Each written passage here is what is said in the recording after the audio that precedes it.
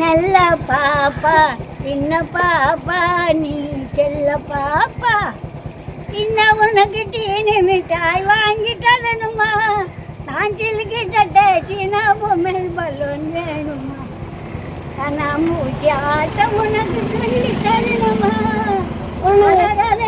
சிரி சிரிச்சு என்ன பாரம்மா சின்ன பாப்பா நீ செல்ல 3 ஆண்டு காலம் ஆகடா நீ உங்க என்னைக்கு நல்லா இருக்கு ஆயா சொல்றேன்